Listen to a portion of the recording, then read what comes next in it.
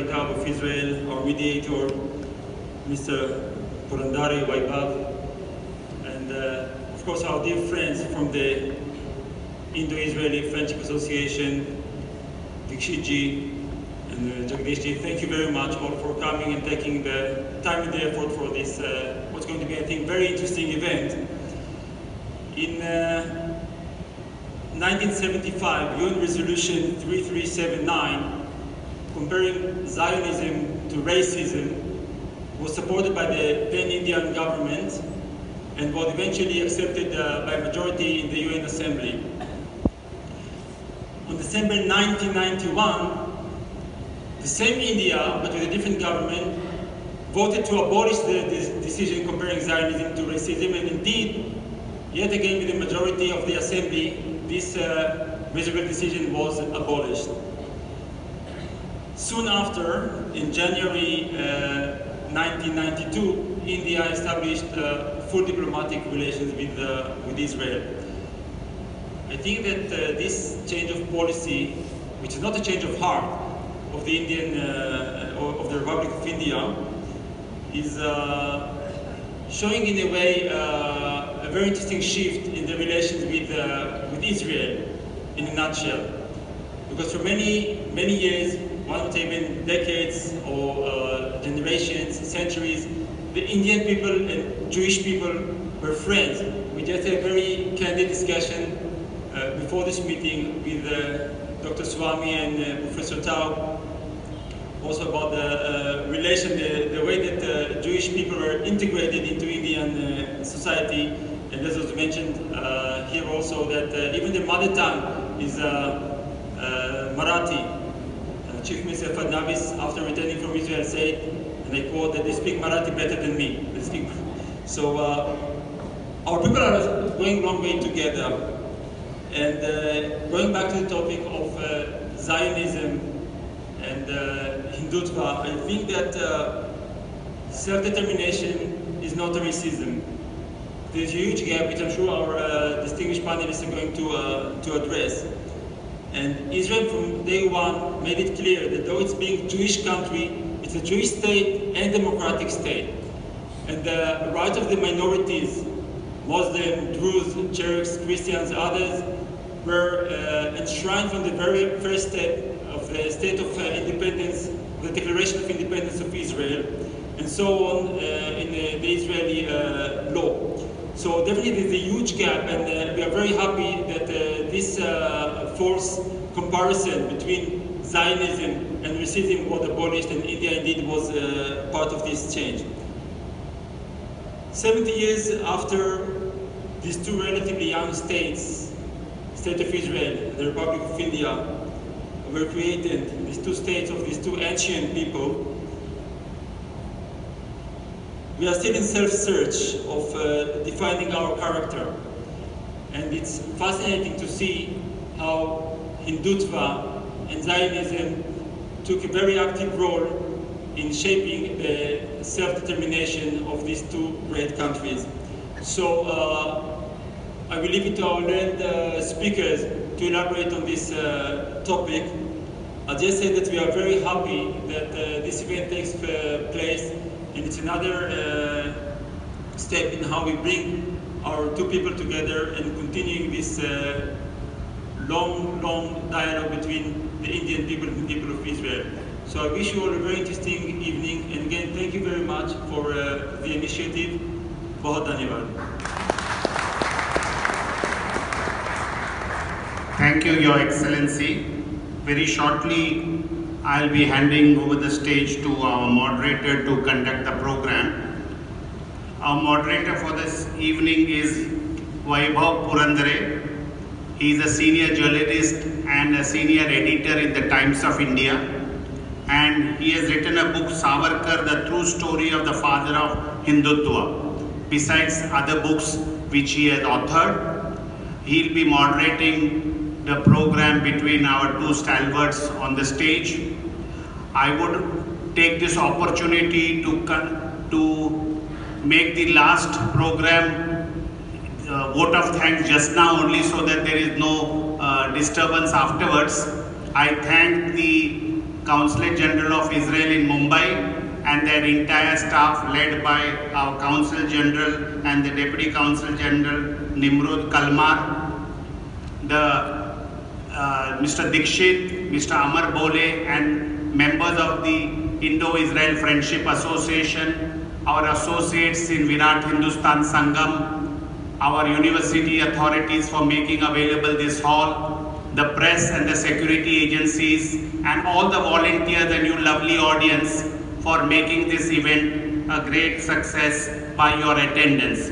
I would be requesting our friend Mr. Vaibhav Purandare to take forward this event and to be the moderator of this event.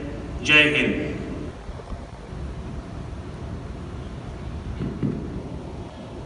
Thank you, Vaibhav ji. President and General Secretaries of the Indo-Israel Friendship Society, Mr. Dikshit and Mr. Jagdish Shetty, His Excellency the Consul General and his Deputy, Professor Taub from the famous Hebrew University of Jerusalem,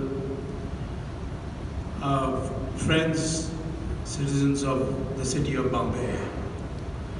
Bombay is the most appropriate city to have this meeting because Bombay played host to the Jews who came looking for protection. Not only the Bombayites looked after them, but so did the citizens of Cochin. Synagogues were built in both cities. And Israel has repeatedly mentioned that in an unprecedented manner, India looked after the Jews without any difficulty whatsoever and treated them as one of their own. So the city of Bombay deserves that. This subject of Zionism and Hindutva was first introduced to me when in 2007 the great sage who is no more, Swami Saraswati of Coimbatore, who founded the Ash Vidya Gurukulam in Coimbatore and created for the first time in our history a Hindu Dharma Acharya Sabha where all the senior most sadhus, Shankaracharyas and all collected. And this Acharya Sabha was almost like Lok Sabha, Rajya Sabha and Acharya Sabha. So therefore it has acquired great respect. So the rabbi, the chief rabbi from Israel was invited to Delhi along with the American Jewish Committee's chairman. And we had a conference, Judaism and Hinduism, in which what are the differences, if any? Similarities are many, but differences are many. Are there any? And in the process, there was a follow-up conference in Tel Aviv, in Jerusalem, and finally we came to an agreement. The only difference which was noted by the rabbi was that we are a polytheistic country and Israel and Judaism believes in a single God. But Dayanand Saraswati explained that we have only one Ishwar and his manifestations are many. But we also believe in one Ishwar or one God. And therefore there is no difference between Judaism and Hinduism. And this was accepted, and since then it was decided by a resolution in Jerusalem that we will treat both Judaism and Hinduism as sister religions. Now, the word Hindutva simply means Hindu-ness, the quality of being a Hindu. It is not necessarily restricted to Sanatan Dharmis or any other school of religion within the framework of Hinduism, what we call as Hinduism. The word Hindu is wrongly taken as a word which was created by the Arabs because they couldn't pronounce Sindhu. That's not correct. Right as far back as 700 BC, the Chinese referred to India as Hindu. And even today in their official communication in Chinese, they call India as Hindu-Go, which translated means Hindu Rashtra. Hindu and Go means country, Rashtra. So I tell my communist friends, you're all great worshippers of China. How come you don't also adopt India and call it Hindu Rashtra? So this word Hindu is perhaps come out of a sandhi of two words. I've told there is one Purana, but I have not been able to trace it. Of he from Himalayas and Hindu Sagar, Hindu from that. The sandhi of the two is Hindu. Just as Shankaracharya defined Dravid as Tra with, which means where the three coastlines meet. And that means South India. And not, as the British made out, a separate race called Dravid and a separate race called Aryan. The word Aryan doesn't exist in any of our scriptures. Arya means only a civilized person, a good person with good values. And Dravid means South India. But unfortunately, the British distorted it. So Hindutva is the belief system which we acquire from the religion and use it in our day-to-day activities. And that means that the one thing that is common between Judaism and Hinduism is both don't believe in active conversion. Hindus believe if you want to be a Hindu, just declare you're a Hindu, you're a Hindu. There is no ceremony. And nobody goes around propagating that you should convert. Same thing with Judaism. There are very strict rules on who could be called a Jew. So both these have shared this in common. They, of course, as I said, they believe in one God. We have many manifestations of the same. Now, the question will be that what is the implication for the state of India, the state of Zion, and the state of India? First of all, both states are claimed to be a continuing cultural state. Judaism and a Jewish state is, they consider it as a continuation of the past. There were interruptions, but in the end, the Jewish state was recreated, which was called Zion. And the Zionist state is a name given by Herzl to say that the ancient name for the state of Israel was Zion. The second thing is that in the case of India, while we are not a Hindu state, however, the constitution has many articles which we can claim is drawn from Hindu philosophy.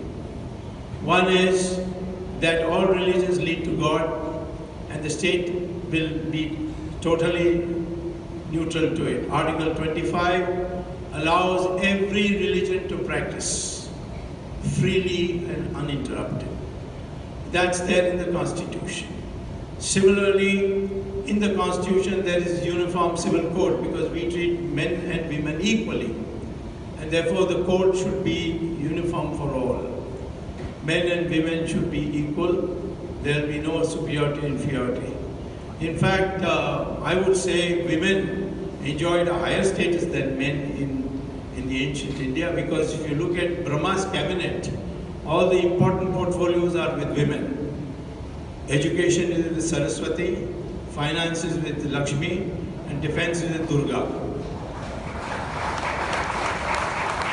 So I once asked Swami Dayananda Saraswati, you mean male gods don't have any portfolio? He said that one male god has a portfolio. So which one? He said information broadcasting with Narad Muni. So therefore that is the, and you know the status of Draupadi. A war had to be fought to avenge her humiliation. The Mahabharata war essentially came out of that. Similarly, the finishing of the Lanka empire of Ravan was because Sita insisted that Ram has to come and finish him off. Otherwise she would not leave, because Hanuman went to her in Ashok Vatika and said, sit on my back, I'll take you to Ram. She said, no, I will not come. So women have been very obstinate in Hindu society, and even today we experience that. We may pretend that we are the men are the head of the household, but it's actually the women who run in most homes in the country.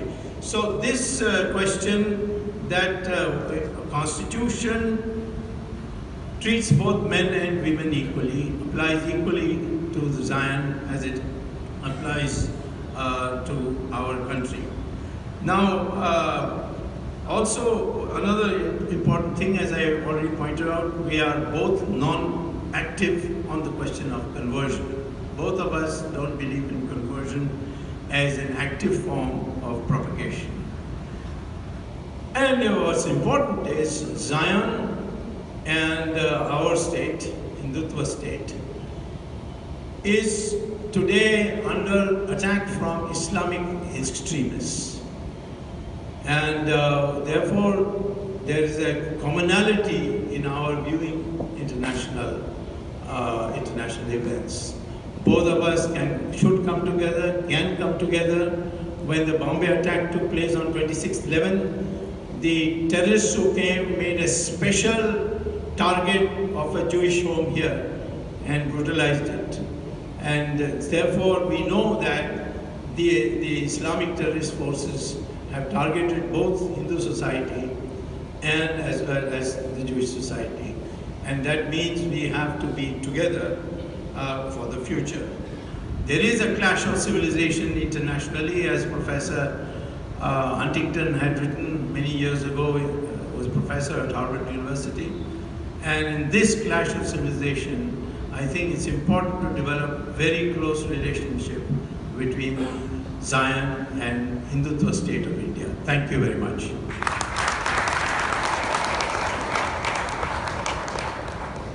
For your friendly remarks. Thank you all for being here. I must say it is very exciting for me personally. My first taste of Indian culture was when I was 14. I was a drummer, and I encountered the tabla. I was playing a drum set, and tabla was way too complicated for me. But I learned it through a Western musician, John McLaughlin, the guitarist, with a group called Shakti. And I can tell you that Israelis have a natural affinity and love for Indian culture, which is partly why it is a cultural phenomenon in Israel that after you finish your army service, you go to India to find yourself. How is it that you find yourself in another people's country is partly a mystery, but people choose India. The relation between Zionism and Indian nationhood in its forms was, as you probably know, complicated. And I must say that I am uniquely happy about how things have developed with your new government, with Prime Minister Modi, with his friendship with our Prime Minister Netanyahu. Because in a way the stories have been converging. There is a lot to admire about Mahatma Gandhi, and many Israelis do, but he was not a supporter of Zionism. In fact, India, in the commission, the UN commission that tried to solve the problem of Palestine before the State of Israel, when the British were still the colonial power ruling over Palestine, the commission from the UN came to offer a solution. The solution they offered was a partition, because they said there are two national movements in Palestine, an Arab national movement, a Jewish national movement. The logical solution, they both see this as their homeland. Let's cut it in two, let each of them have part of it. India was a member of the delegation, and India was against partition. And if you think about it logically, people come, as we say in Hebrew, from their own turf. They come from their own position. India thought of itself in confederate terms, in multicultural terms. And what it offered Israel was an Indian solution to an Israeli problem. A sort of confederative state with different parts of different sub-states within one state. This was not a good solution. It was a misunderstanding of our national movements. And it was a misunderstanding, I think, of something inherent and problematic to all democratic countries. I believe that experience is teaching us, sometimes painfully, that democracy and nationalism are not enemies. They are two sides of the same coin, and they need each other. If you want to have a healthy, long-lasting democracy, it needs to have a coherent sense of national identity and patriotism. And let me tell you, this problem has bedeviled political philosophers since the 18th century. In the 18th century, if you look at major Western thinkers, people like Jean-Jacques Rousseau, people like the Marquis de Montesquieu, they did not believe democracy can survive in a big state. They thought of a big state, France. It was in the 18th century 1 million people. I'm guessing this is not very impressive in Mumbai. But this was considered a huge, big state in the 18th century. And they said, how can a democracy work if these people don't care about each other? Democracy, they said, it can work in Athens, in ancient Greece, it can maybe work in the city-state of the Renaissance, because in a small polity, people know each other. And this creates a public spirit, they care about each other.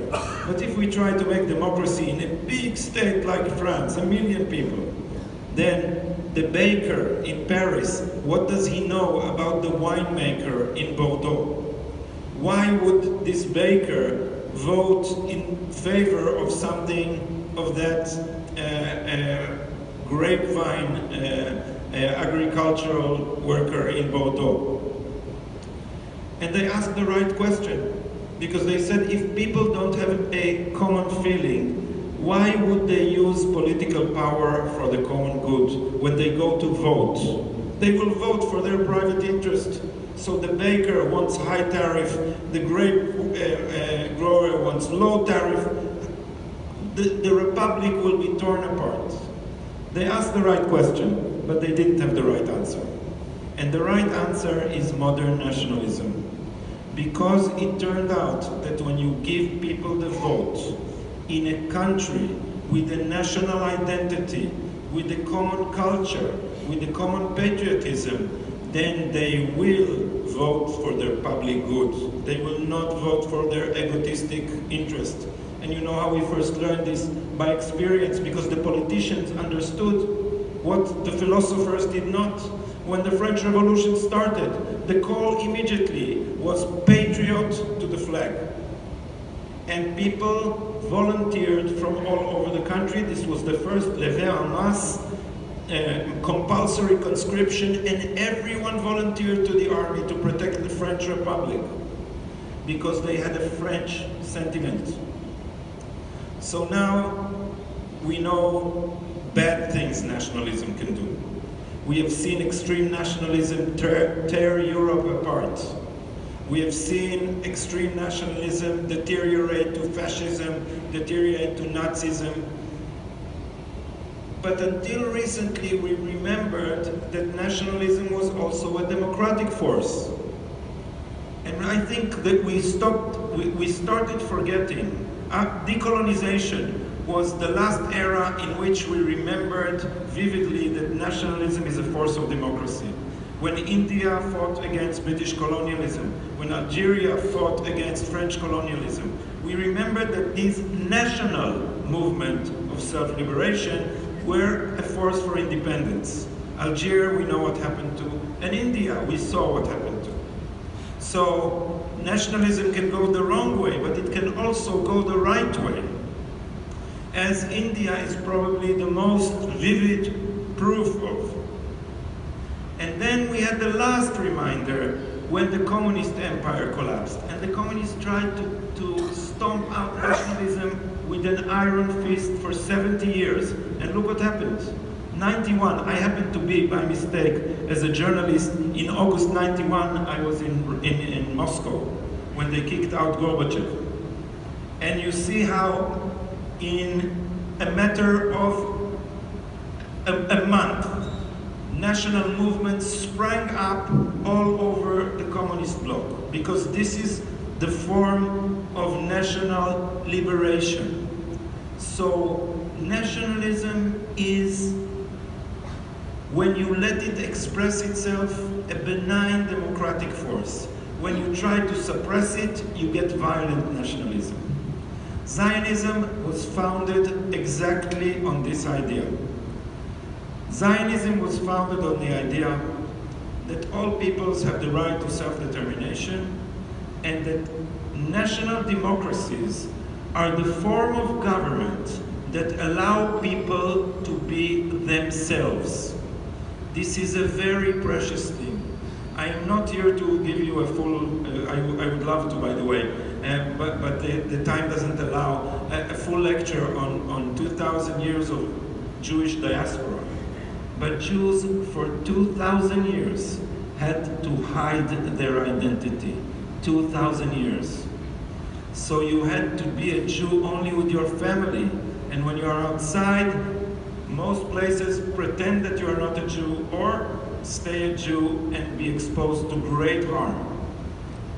So for us,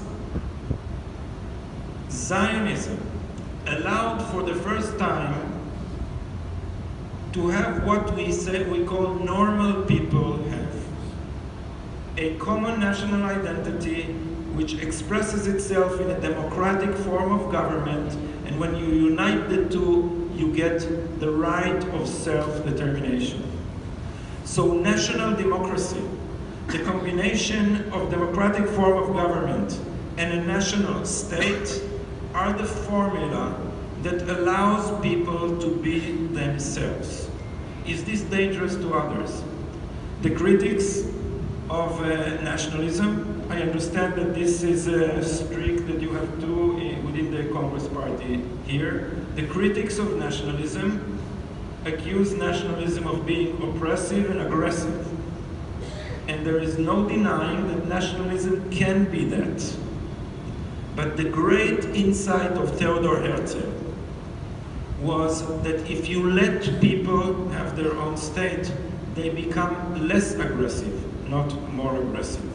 And in his very popular way, he wrote novels, so he spoke to a very large audience, and he was a journalist. In his popular way, he said, and this is one of the most beautiful sentences he wrote in his utopian book about the Jewish state called Alt Neuland, a new old land.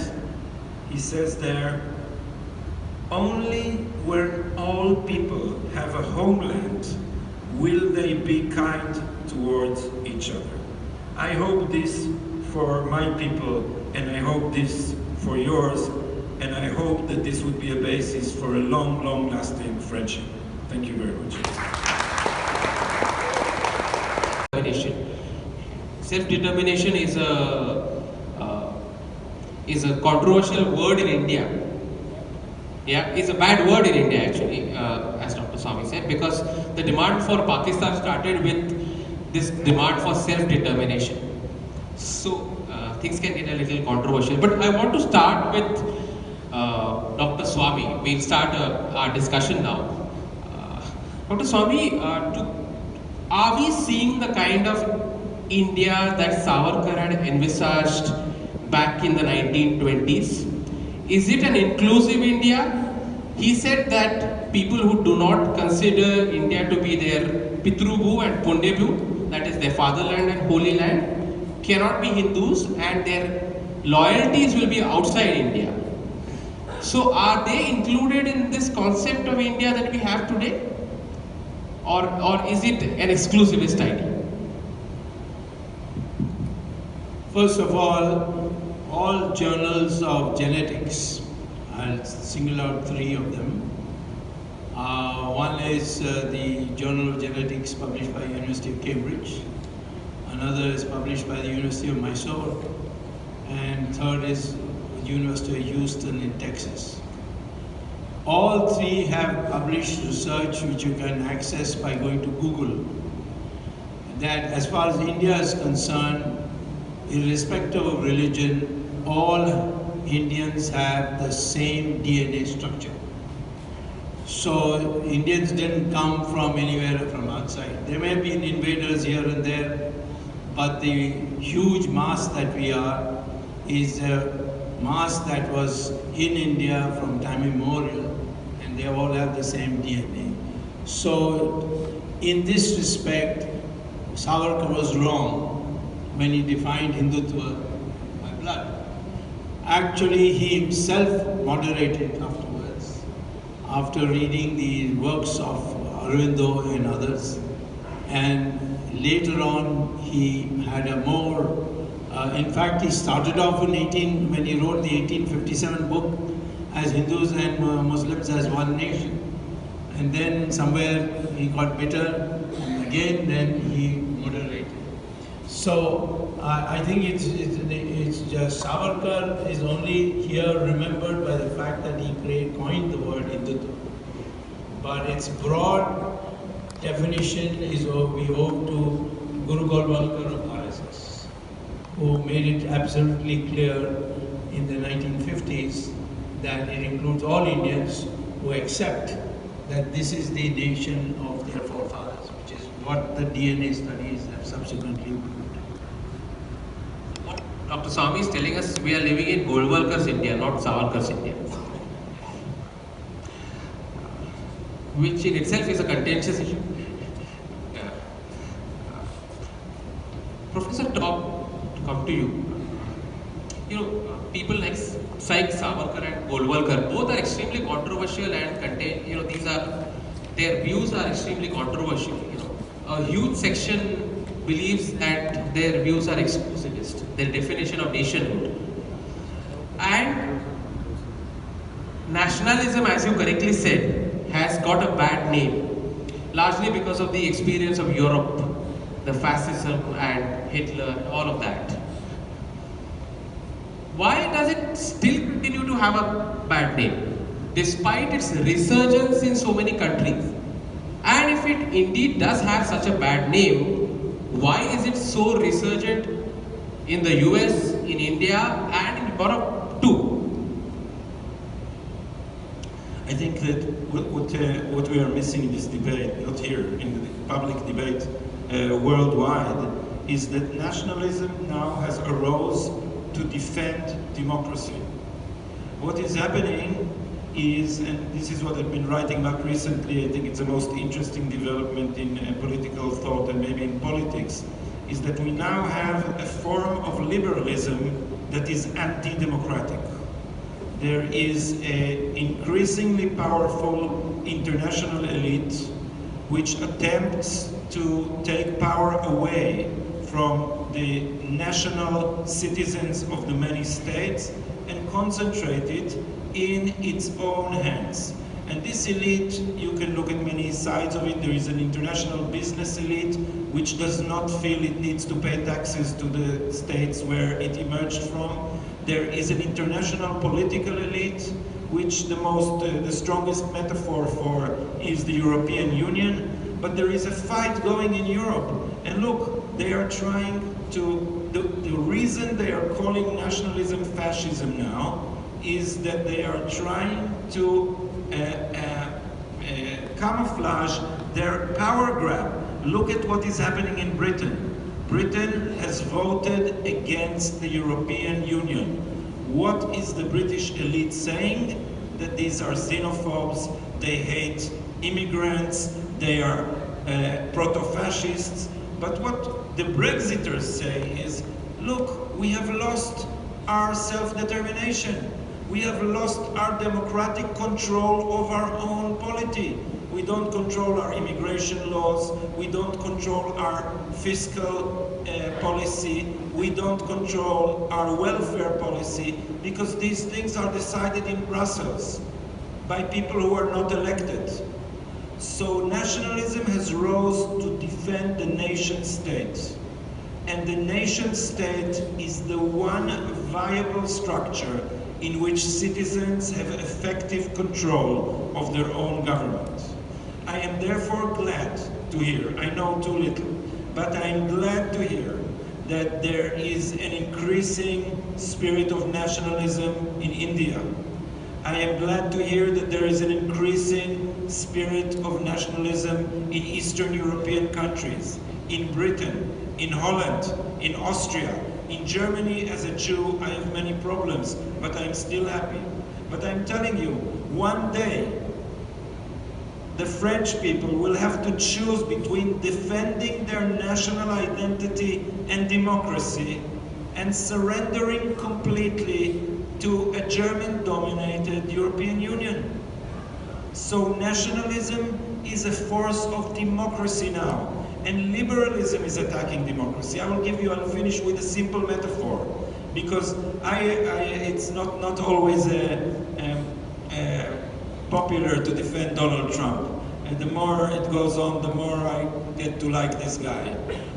But I was extremely happy when he refused to give testimony to the prosecutors of the International Criminal Court in Hague.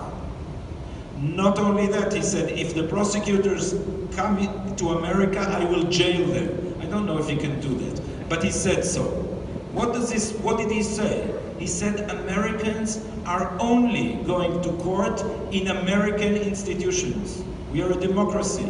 What is this that there is a court in Hague that we don't elect, that we do not appoint, that has jurisdiction over us?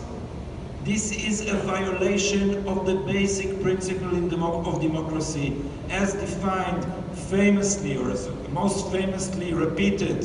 He was not such an original thinker, but a great rhetorician, by one of the greatest statesmen in the history of the West, Thomas Jefferson, when he said that governments derive their just powers from the consent of the governed.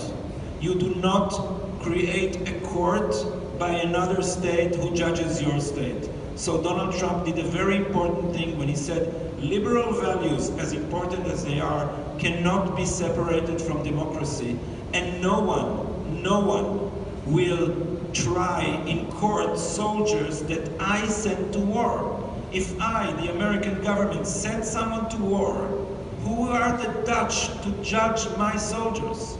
It means you do not offer protection to the people that represent you, not only in theory, but also with their blood. So nationalism has arisen to defend the principle of government with the consent of the government. Because if we lose nation states, we will be ruled by a republic of Google and an international Facebook. This is not what we want. Thank you, Professor Taub. Since you mentioned the Hague, I must say here that one of the persons here, Savarkar, he tried to escape British custody and landed on the port of Marseille and was held by a French marine police officer. And the case, Britain still claimed Savarkar. He said he was under arrest and they wanted to bring him to India. And when there was an international tribunal that was set up that ruled in favor of Britain, though Savarkar sought political asylum in France, saying that he had landed on French soil and the French had every right to give him political asylum. Yeah. Yeah, speaking. Those who speak about tolerance and free speech either they are being dishonest or they have not read the Indian Constitution. The Indian Constitution guarantees you free speech under Article 19. But it also is subject to Article 19(2), which says that all fundamental rights are subject to reasonable restrictions. And they've listed some of the reasonable restrictions. That you can be deprived of your freedom if you ask for the breakup of your country. That's there in the Constitution. And that was not put by BJP, it was put by Jawaharlal Nehru. It also says that you can't defame somebody and not executed for saying it. Your freedom of speech does not include slander and defamation. And it lists certain categories. And if you find all these liberals and these Jawaharlal Nehru Tugde types, they are all violating Article 19(2), and they are not entitled to the freedom, fundamental right to freedom of expression under 19(1). Dr. Swamy, I want to ask a related question. You spoke about freedom to practice religion in your talk. And you also said that the Hindu Dharma does not believe in conversion, right? It doesn't propagate proselytization, conversion. But on the Hindu right, there is this campaign of Ghar Wapsi that's been going on. Yeah. So what is your view on that? Is that not conversion? Is reconversion not conversion? My view is that they who converted, we believe were forcibly converted, because their DNA is the same as us. So how come they have a religion of those who invaded this country? So, and all reports that exist show that there was an active act of conversion. So all that we are doing is returning them to what they were originally. And there is no force. Because if there is force, anybody can make a complaint and there will be a case. It is these people who want to return, who approach the Vishuddha Parishad and RSS, and they say we want to become Hindus, but we do not know whether we will be acceptable by Hindus. That is the legitimacy we give. But no one is forcibly, we don't tell them we'll give you scholarships to America, we don't say that we will give you money to build a church. None of these inducements are there. Inducements to convert the Supreme Court in a constitutional bench judgment as far back as 1977 in the Stanislaus versus the state of Madhya Pradesh held that inducement to conversion is unconstitutional. So at least in one respect, Dr. Swamy agrees with Savarkar. He spoke of Shuddhi like the Arya Samaj, and you agree with him on reconversion. Well, you can't do Shuddhi to a Jew, for example. He's not converted from Hinduism to Judaism. But if there is someone who says that I don't want to be a Muslim anymore or a Christian anymore, there Shuddhikaran is a prayer of the Arya Samajis. Yeah. It's not in Sanatana Dharma. Yeah. It is just you don't even have to go through a ceremony. You just say, I am a Hindu, that's it. You start being Hindu. To come back to Professor Taub, now there is this great talk of conflict between religions. As there is in India, there is also in Israel. A lot of discussion of the subject. I want to ask a point-blank question. Does Zionism, as a philosophy, as a political theory and political philosophy, accept non-Jews as equal citizens of Israel? Absolutely. We have a very large Arab minority who is not Jewish, neither by religion nor by national identity, and it has full and equal rights. Not only that, they have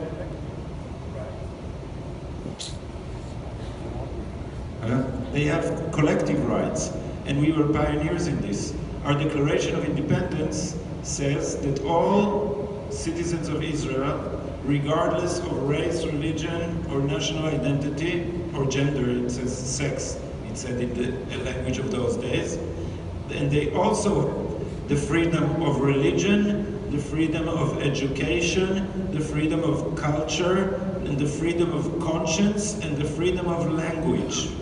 That is, the Arab minority in Israel has absolute equal political rights. It has representatives in the parliament. We have an Arab judge in our Supreme Court.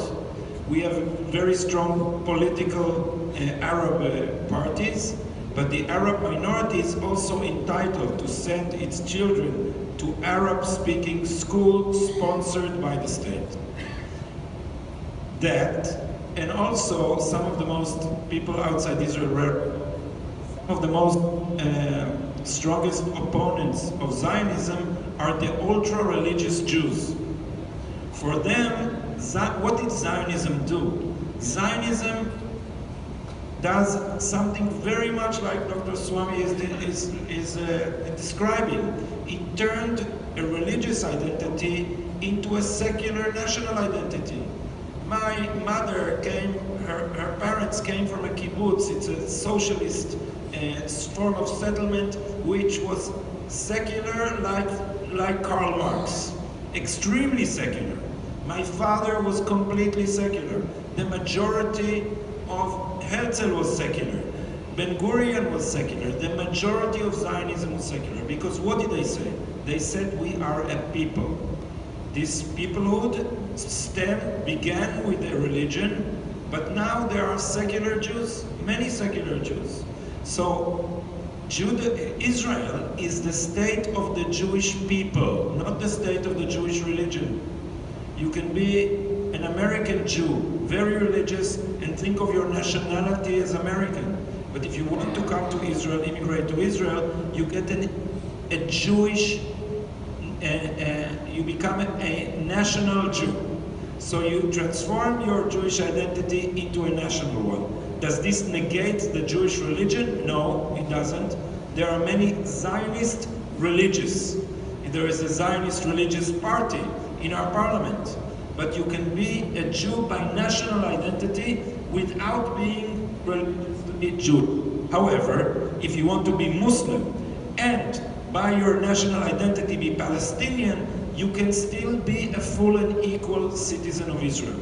This may be confusing to some in this crowd because outside Israel there are an occupied territory where Palestinians are not citizens. We would have liked them to be, but they have not allowed us to partition the country because they want our part too. So Israel at least clearly 4 times offered partition into 2 states. The Palestinians have declined. When they change their minds, there will be 2 states and there will be peace. One short comment. Unlike Christianity and Islam, Hindu religion does not have a pope. It does not have a church like Vatican. And it doesn't have a book like Bible. We have large numbers of sannyasis, Shankaracharyas, and so on. And it's almost like a cafeteria. You can go and pick and choose. And we have large number of books. Vedas are there, but so are the Upanishads, so are the Aranyakas. So a variety of books there. And there is no one temple. Even Ayodhya temple is not the temple. It's a temple. The only thing is that Ram was born there, therefore it's special. But we have large numbers of temples, and it's not necessary that you have to go to all of them. You go to what you want to pick and do. So that democratic choice is there only in Hindu religion and in a different way in Judaism. Birthplace, and the temple there was demolished and a masjid was built. Masjid is not a place which which cannot be demolished. In Saudi Arabia, if you go to Google, you'll see large numbers of masjids are being demolished every day. It's only a place to read namaz, and namaz can be read anywhere, including in the middle of the road, in your drawing room. And therefore, to say that a masjid is equal to a place which Hindus by faith regard as where Ram was born.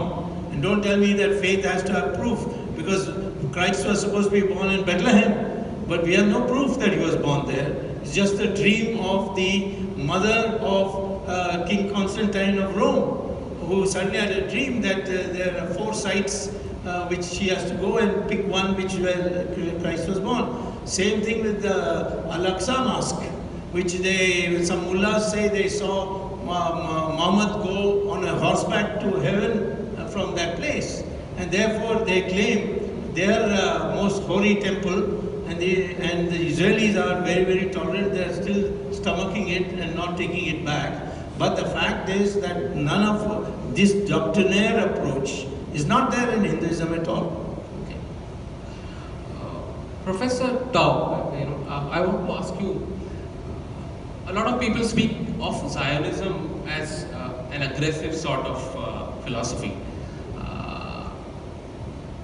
So is anti-Zionism, if expressed in that way, also anti-Semitism at the same time? Or can it be separated from anti-Semitism? If you define Zionism as I do, Zionism is the application of the right to self-determination to the Jewish people. Then if you're an anti-Zionist, but you are a Democrat, then you are also anti-Semitic. Because what you are saying is, all peoples have a right to their homeland, except the Jews. So if you have a club saying no entrance to dogs and Jews, this is anti-Semitic. Zionism is by no means an aggressive ideology. Zionism, when Ben Gurion was asked, how would you define Zionism in one word? One word. He said, not the land of Israel, not the gathering of the diaspora, not the Bible. He said one word, independence. Jews for 2,000 years have been at the mercy of other people. I do not have to remind you probably of how many Jews were murdered systematically by generations and generations of anti-Semites all over the Muslim and the Christian world, culminating in a tragedy on a global scale called the Holocaust, when we learned what peoples can do to each other with racial hatred. So Zionism was, for Jews, the opportunity to stop being dependent on others. And now, why do they call it aggressive? Because we are, I don't know if you know this animal, the honey badger. You know this animal? It's a small animal, like a lutva, more or less. It's about this size, but it attacks lions. It can't win against the lions, but the lions know that if you fight a honey badger, you lose an eye before you kill it. So we are less than 9 million citizens in an area of about 400 million Arabs, most of which consider us their enemies, and they have tried to gather forces repeatedly to annihilate us. We have never attempted to annihilate any country around us, but sometimes 5, sometimes 3, sometimes 2, and sometimes just one of them have tried to annihilate us. If we had lost one war, there would be a second Holocaust. So we have to maintain a very, very strong army. And we are like the honey badger. If the lion doesn't bother us, we are nice and friendly. But if you attack us, no matter if you are a lion, the Roman Empire, or the galactic universal force, we will fight back always. Because I will tell you something, I don't quote, he's not my friend, he's my polemical enemy, a professor in the Hebrew University who is extreme left wing. But he is Polish, and at age 10, the Nazis came to the town where he was, and they took both his parents, and they told him to get down on their knees, and in front of the child's eye, they shot each of them with a bullet in the neck. And he said to himself, I became a Zionist because I said I will die with the gun in my hand, not on my knees, ever. So this is why people consider us aggressive. I don't think we are, but we would rather die than be on our knees, I can tell you that.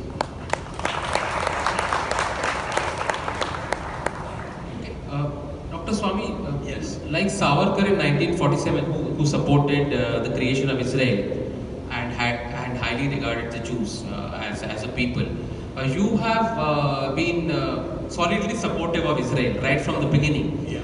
Now, Free India has traditionally sided with the Palestinians. Yes. But in the last 15-20 years or so, we have seen some sort of shift. But then we keep, the pendulum keeps swinging. Where do you see India-Israel relations going ahead? And what kind of a relationship do you see happening in the future? Well, first of all, Israel is the only country I know with whom we have no disputes at all.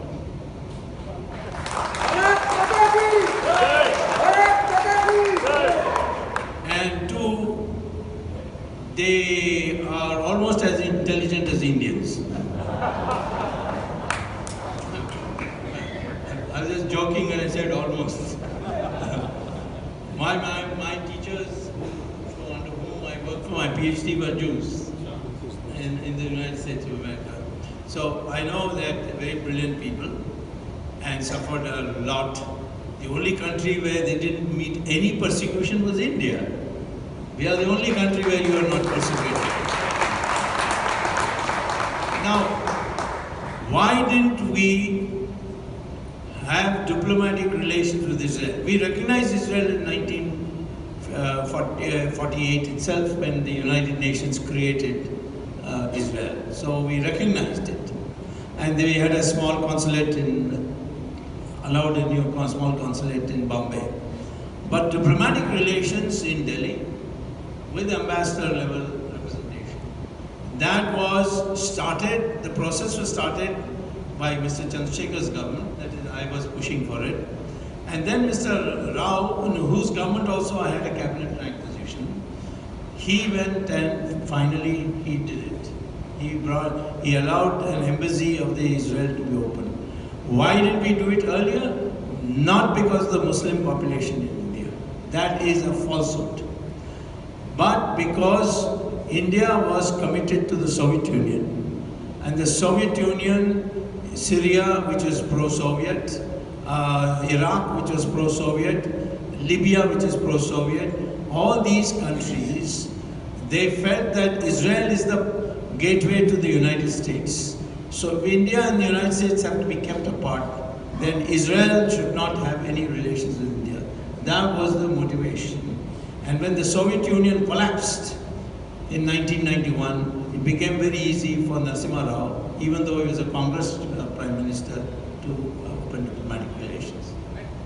Where do you see things go ahead? Well, what is secret, neither you nor I can tell, but it's a very deep relationship. They have helped us on terrorism, it will be documented someday, in a way which, that's why there hasn't been in the last 5 years a single terrorist act in India. They have the best intelligence of how the terrorists of the Islamic world are working, and they liberally give it to us. They gave us weapon system which you can't get anywhere else. For instance, Balakot, we use Israeli, what is that called? It's a drone. Like a bird, it flies in. It's called what? Drones. Yeah, Israeli drones were used, and that's how we had it. So Israel and India are now in, and we should get stronger and stronger. Thank you, Professor Taub and Dr. Swamy. We've got a whole lot of questions. Can we start taking questions, please? We can select only a few that we can ask to our panel because time is short. Here's a question to Professor Taub. Here's a question to Professor Taub. You ended your talk with only people with a homeland can be kind to each other, and freedom and democracy can be kind. But today Israel is not seen with kindness by many nations. Why is it so? Did Zionism fail in being kind to others while trying to be kind to each other? This is not properly. I'm sorry. I can't read a part of it. Thanks. Well, I think if it takes mutual recognition of the other's right to self-determination, which is why I said for a long time that I support the right of Palestinians to a state, because I'm a Zionist. I will not answer a long answer here. I'll just quote our Declaration of Independence. And this is the basic principle of Zionism. It says there, it is the natural right of the Jewish people to be like all peoples, masters of their own fate in their own sovereign state. This is the principle of Zionism. Woodrow Wilson put it less elegantly than Ben-Gurion when he called it self-determination. But in the language of Ben-Gurion, every people has the right to be a master of its own fate. Now, when you are a master of your own house, you are not nervous and you are not aggressive, and you can recognize the other person's right to their own house. So it's a conception of a family of nations. My recognition of my right to a state of my own is the basis for my understanding that you also want a state of your own. Here's a question for both Dr. Swamy and Professor Taub, and I'd like Professor Taub to answer it first. It's an anonymous question like the first one. My question is to Professor Taub, why is it so hard to give Palestinians their homeland? And the question to Dr. Swamy, as is only to be expected after 370, is, and for Indians to allow Kashmiris to exercise their right to, there comes the word, self-determination. Yeah. I understand. When you were speaking, I already just in my mind. So I don't know. You want me to reply first? Yes, we can have a self-determination vote, but it cannot be only for Kashmiris, because Kashmir is part of India. Their DNA is the same as ours. So if you want to vote, you take all 1.3 billion Indians to vote, or not at all. And I'm sure that the separatists will lose that vote hugely. But I can't have every pocket having a separate self-determination vote. And every year, every 5 years, we have a vote for the Parliament of India. And people are voting. Even in Kashmir, they are voting. It's only these crazy liberals, most of them now in Jawaharlal Nehru University and some of them in Times of India, who raise this issue. But nobody in India anywhere raises the issue of even DMK, which used to talk about separatism, has given it up. It doesn't talk about it anymore. And therefore, in this country, self-determination is either for all Indians or not at all. You can't have them bits and pieces and say tomorrow JNU students say we want self-determination and JNU cannot secede from India. It's a part of India and it has to remain with India. Of course, I completely agree with this, that self-determination is a national principle. You can't have every city decide on its own self-determination. But the question, why do the Palestinians not have a state? Why do we not give them the state? The short answer is because they don't want one. We have tried, we have offered them partition, but they want our state, not their state. So they have refused to separate. Now there is a Palestinian Authority, And if you think that the occupation is going to end anytime soon, you are dreaming, because the Palestinian Authority is an illegitimate government of crooks, which has stolen billions of dollars. Arafat, they have got more money than the Marshall Plan, and they have managed to steal it all, so that the head of the Palestinian Authority has almost $1 billion. He didn't make it in a salary, believe me, he didn't get it as a salary. And the only thing protecting his crooked government is the occupation, the Israeli army. Look what happened in Gaza. We left Gaza. What happened to the Fatah people? They threw them off buildings. So you think Mahmoud Abbas wants to be thrown off a building? No, who is protecting him from the radical Muslims? The Israeli army. So they are talking, the occupation is great for them. It protects them, and they can always say they are victims. They will not let us end the occupation. We have tried.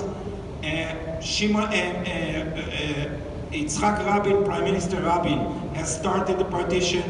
Ehud Barak has offered them a full partition deal, including half Jerusalem. They refused it. Then came Olmert and offered them even more, and they refused it. Why?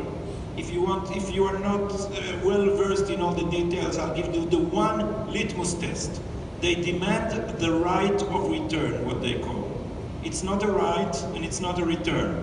It's a demand for all the descendants of the refugees of 48, 5 million people, not to return to Palestine, to return to Israel. So what do they mean by two-state solution? They mean two Palestinian states. So forgive us. We are willing one state for each people, but we are not willing to give you our state too. So they will, as long as they will not agree to have one state of their own and keep demanding ours, there will be no peace. Can I ask you a question? Sure. First of all, the Palestinians came from Saudi Arabia. They are not... Most of them. Yeah, they're not. Second, Jordan is 54% Palestinian. Why don't you regard that as a Palestinian state? You should ask the Palestinians. Why don't you regard that as a Palestinian state? Because we would have the original... The fact that they are 54% of I Jordan? think more than 54%. I think it's more than 60. Because, you know, Jordan is a synthetic creation of the British Empire. They have imposed the Hashemites on a bunch of Bedouins and Palestinians who are not the same people. But the problem with self-determination is that oneself has to agree. And so long as they keep demanding our part, there will be no discussion. So I think Israel would have liked to get rid of the occupation. It offered more than once a partition plan, but they have been refusing, not us. So the world likes to blame us. We are used to it, but this doesn't mean it's really our fault.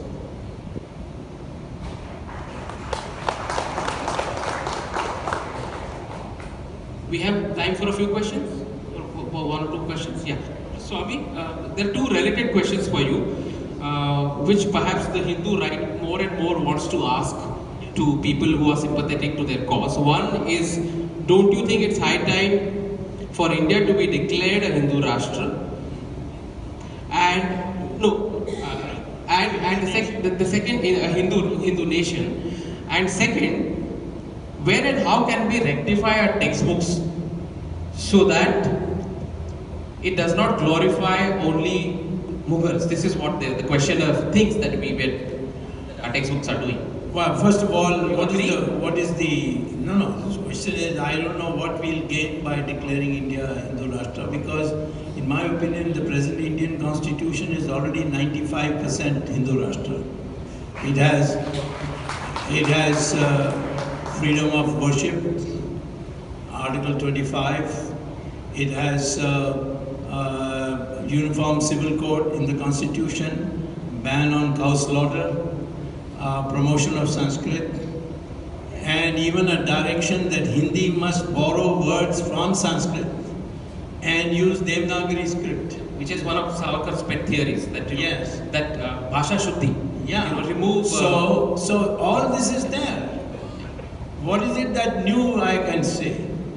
I don't want a society which says that only Hindus can contest elections. But I will say that if a person does not acknowledge what the DNA says about him, and I've challenged Mr. OIC to accompany me to a microbiological laboratory and show that his DNA and my DNA are the same. If we are one DNA people, what is the difficulty in admitting that your ancestors are also of the same soil as me? This idea that somehow you belong to somebody from outside like Gori or Ghazni, that is obnoxious for us Hindus. We defeated them, by the way.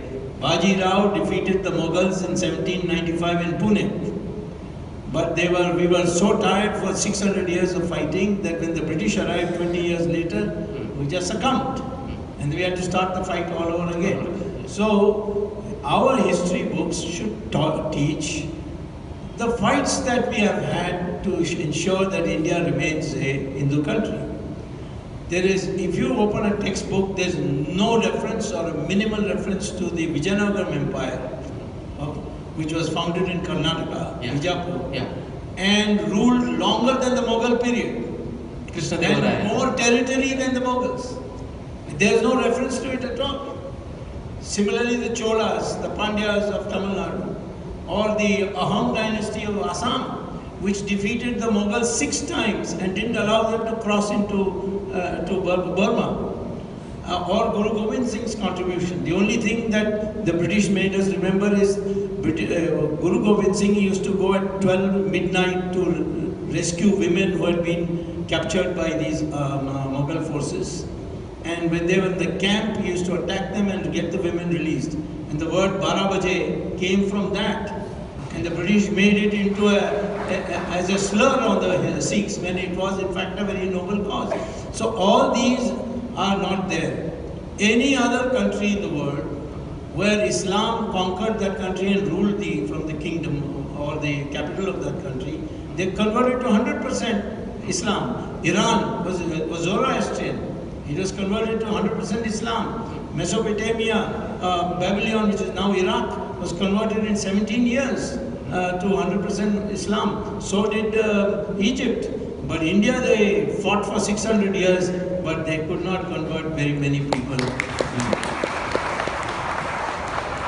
So is your government going to revise textbooks? Yes, we are active on it, but you see, when you bring 5 intellectuals in one room to draft a book, you have a hellish problem.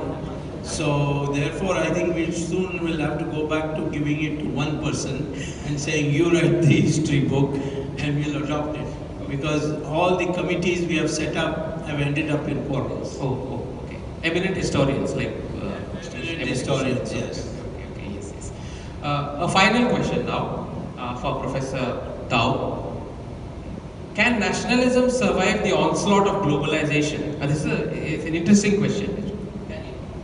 Just a footnote to your remark about the Committee of Historians. In Israel we say 2 Jews, 3 opinions. This is and Americans say that what is a camel? A camel is a horse designed by a committee.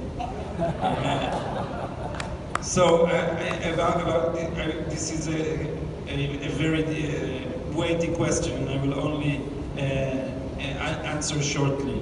I think globalization has brought great blessings, but it has also left a lot of people behind. And it is not just nationalism that is rising against globalism, but also democracy. And I think that the democracies where their national states are vibrant will resist the exaggeration of globalization.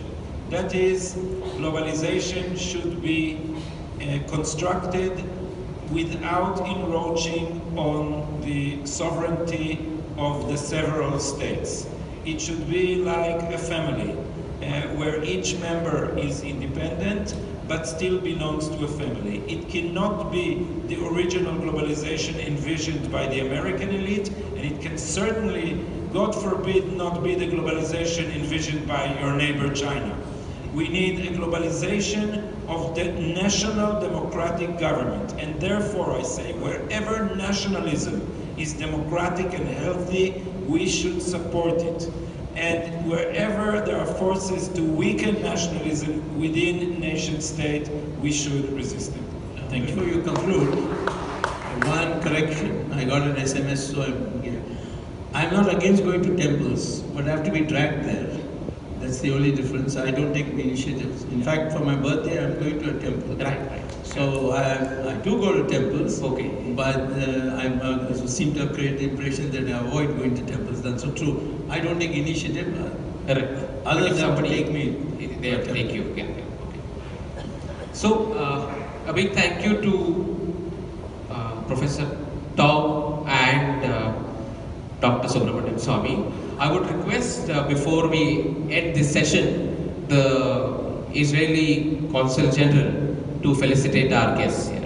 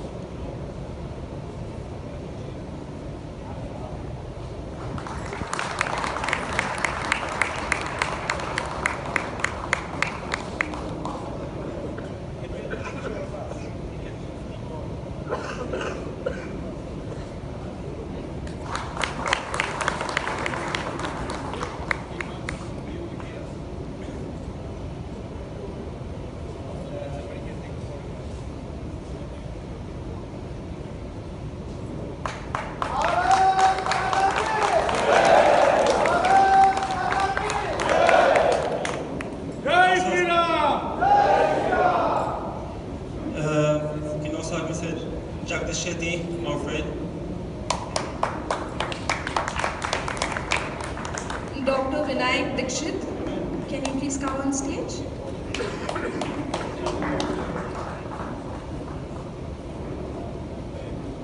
And Dr. Amar Bole, if you can please come on stage.